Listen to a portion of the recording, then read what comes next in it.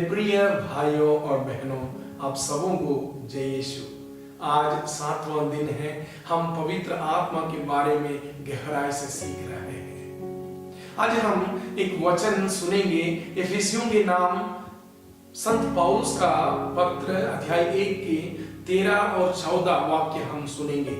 आप लोगों ने भी सत्य का वचन, अपनी मुक्ति का शुभ समाचार सुनने के बाद मसीह में विश्वास किया है। आप पर उस पवित्र आत्मा की मोहर लग गई जिसकी प्रतिज्ञा की गई थी। प्रिय भाई और बहनों, मुहर लगाना पुराने जमाने से हम देख सकते हैं। किसी भी चीज का गारंटी देने के लिए, ये आश्वासन देने के लिए कि ये सत्य है, ये ओरिजिनल है, ये ट्रू कॉपी है, उसके ऊपर मुहर लगाया करता था। मुहर लगाने का 3 अर्थ होता है। पहला है, मुहर लगाने से किसी भी चीज का गारंटी हमें मिलता है।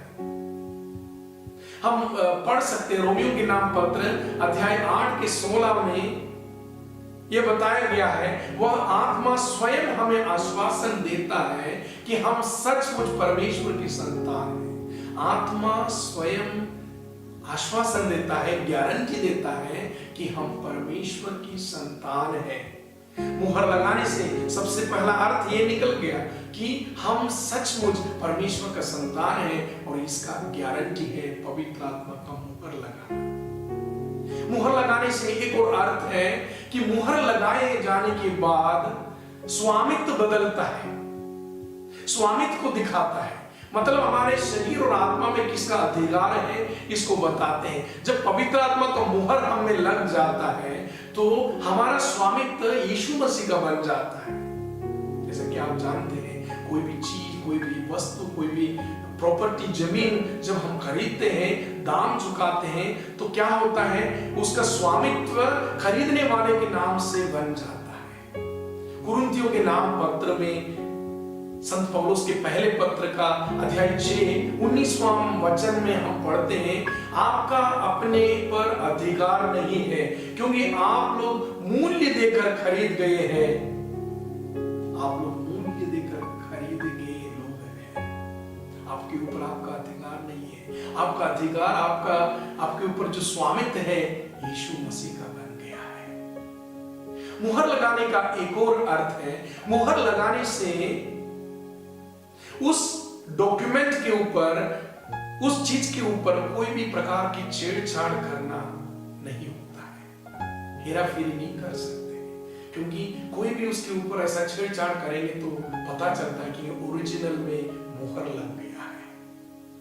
हम पवित्र वचन से देखते हैं कि रोमियो के नाम पत्र अध्याय 8 के 13 में, यदि आप शारीरिक स्वभाव के अनुसार ही जीवन बिताएंगे तो अवश्य मर जाएंगे, लेकिन यदि आप आत्मा की प्रेरणा से शरीर की प्रवृत्तियों को दमन करेंगे तो आपको जीवन प्राप्त होगा।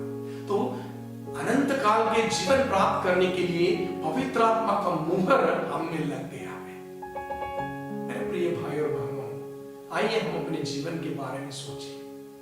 संत पापा फ्रांसिस, पोप फ्रांसिस ने एक बार बताया, पवित्र आत्मा के मुहर लगने के समय से लेकर आपका अनंत काल का जीवन सुरक्षित है, और आपका अनंत काल का जीवन का शुरुआत भी हुआ है। जैसा कि आज हमने पढ़कर सुना इफिसियों के नाम पत्र में कि आप जीवन के शुभ संदेश पर विश्वास करके यीशु मसीह में उद्धार पाने का उस क्षण से आपके ऊपर पवित्र आत्मा का मुहर लग गया है। लेकिन पोप फ्रांसिस ये भी बताता है, लेकिन सुस्त होकर पाखंड का जीवन नहीं बिताना चाहिए, ढोंग का जीवन नहीं बिताना चाहिए। मतलब हम किसी को दिखाने वाले जीवन बिताएंगे तो ये जो मुहर लग गया है, उस मुहर लगने के विरुद्ध में हम जीवन बिताते हैं। प्रिय भाई और बहनों, फरीसियों के खमीर से बचते रहो, सावधान रहो, ऐसे यीशु ने कहा। फरीसियों का खमीर क्या चीज है कि वो पाप की अवस्था के शब्द और प्रवृत्ति है जो मनुष्य को खराब करता है और उसके जीवन को नरक की ओर ले जाता है।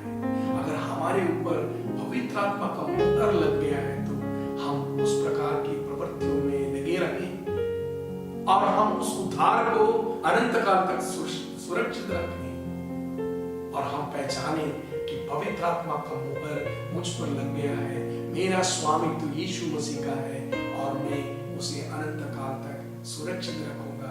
मेरे जीवन द्वारा मैं परमेश्वर को महिमान्वित करूंगा। आइए हम प्रार्थना करें। सर्वशक्तिमान जीवन पवित्र अनुग्रहकारी परमेश्वर पिताजी, एक और बार हम आपके सामने आए हुए हैं प्रभु जी। कितना ये बहुत सुंदर बात है कि हम विश्वासियों के ऊपर, हमारी आत्मा पर आपका पवित्र आत्मा का मुहर लग गया है। उस मुहर लग गई है प्रभु जी, हम धन्यवाद देते हैं। हम एक अलग पहचान के लोग हैं प्रभु। हमारे अनंत काल के जीवन अभी से इस मुहर लगने से हम शुरू किया है प्रभु जी। में आशीष दे ताकि हम सच्चाई से इस जीवन को बिताने पाए प्रभु जी। हमारे जीवन में कोई भी प्रकार के पाप के छेड़छाड़ ना हो प्रभु जी। हमारे जीवन डोंग और पाखंड का ना बने प्रभु जी। हमारा जीवन फरीसियों के खमीर के जैसे बुराई का जीवन ना बने, बल्कि अनंत काल तक सच्चाई में परमेश्वर की महिमा देने वाला जीवन बन जाए